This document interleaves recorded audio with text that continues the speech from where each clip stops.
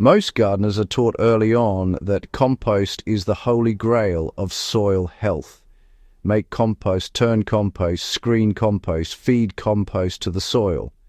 But if compost were truly the ultimate system, forests, grasslands, and wild ecosystems would collapse without compost piles neatly turned every few weeks.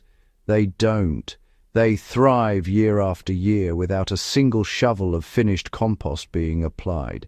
That contradiction is where this conversation begins, because nature already runs a far more efficient system, one that most gardens unknowingly work against. Compost is not useless, but it is massively overrated when it becomes the center of soil management. The real engine of fertility is not finished compost, but constant surface feeding, biological activity, and undisturbed soil structure. When gardeners shift their focus from making compost to feeding soil life, everything changes. In natural ecosystems, organic matter is never stockpiled and aged before use. Leaves fall where they grow, stems collapse onto the surface, roots die underground and become food in place. This creates a slow, continuous transfer of carbon and nutrients from the surface downward, driven by fungi, bacteria, insects, and worms. When you apply compost, you're adding already digested material that has lost much of its energy. Compost is the end product of decay, not the beginning of soil building. Mulch, on the other hand, is raw material. It feeds soil organisms over time instead of delivering a short-lived nutrient flush. A garden bed covered with 5 to 8 centimeters of dry leaves or grass clippings, well, it actually mimics the forest floor far more accurately than mixing compost into soil. The mulch layer, you see, buffers temperature, prevents moisture, loss, suppresses weeds, and becomes food exactly where soil life expects it to be. The soil food web, honestly, depends on living interactions, not finished products. Fungi dominate in undisturbed systems, especially in perennial gardens and food forests. Compost tends to favor bacteria-heavy activity, especially when it is incorporated into soil. This can push the soil toward fast growth and shallow rooting, which is fine for annuals, but, to be frank, problematic for long-term resilience. When you leave organic matter on the surface, fungi are the first to colonize it. Fungal hyphae can move nutrients over long distances, link plant roots, and improve soil aggregation far more effectively than compost ever can. A simple example is wood chips under fruit trees.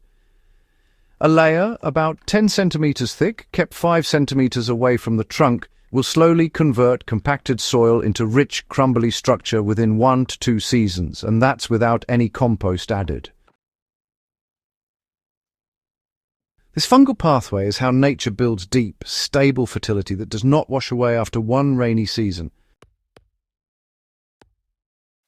One of the hidden problems with compost-heavy gardening is the need to keep applying it. Compost releases nutrients quickly, especially nitrogen, which leads to bursts of growth followed by decline. Plants become dependent on repeated inputs, and soil biology becomes less diverse over time. A mulch-based system works differently. Because nutrients are released slowly as organisms break material down, plants adapt by growing deeper roots and forming stronger microbial partnerships. Over time, the soil becomes self-feeding. A practical ratio that works extremely well is maintaining at least 3 parts carbon-rich mulch to 1 part green material on the soil surface. For example, if you add 1 bucket of fresh grass clippings, cover it with 3 buckets of dry leaves or straw. This prevents nitrogen loss, avoids smell, and feeds organisms steadily without overheating or compacting the soil. Many gardeners till compost into beds thinking they are improving soil texture. In reality, tilling destroys fungal networks, collapses soil aggregates, and exposes carbon to rapid oxidation. The result is a temporary improvement followed by compaction and reduced water infiltration. A no-dig system using surface applications works better. If your soil is hard or compacted, start by watering deeply, then apply a thick mulch layer of at least 8 centimeters. Within months, earthworms and insects will do the incorporation for you without damaging structure. In vegetable beds, alternating layers works well. Lay down cardboard directly on the soil, soak it thoroughly, then add about 5 centimeters of green material like weeds or kitchen scraps, followed by roughly 10 centimeters of straw or leaves. This sheet mulch approach, actually replaces compost entirely while producing richer soil over time.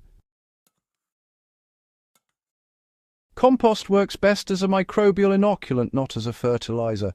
A thin layer about 1 centimeter thick, applied once or twice a year, is really enough to introduce beneficial organisms. After that, mulch does the real work. Seedlings, really do benefit from compost in small amounts, especially when they're in trays or planting holes. But even then, it should always be mixed with native soil rather than just replacing it. A simple planting ratio, if you're wondering, is 1 part compost to 4 parts native soil, and then top it all off with mulch straight after planting. This approach, keeps nutrients cycling locally and stops the soil from becoming, sort of addicted to external inputs. The best gardens, honestly, copy ecosystems, not old gardening traditions.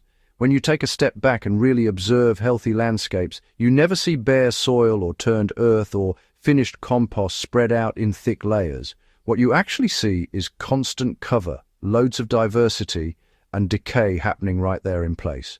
Gardens that follow this sort of pattern end up needing less water, fewer amendments, and, far less labor as time goes on.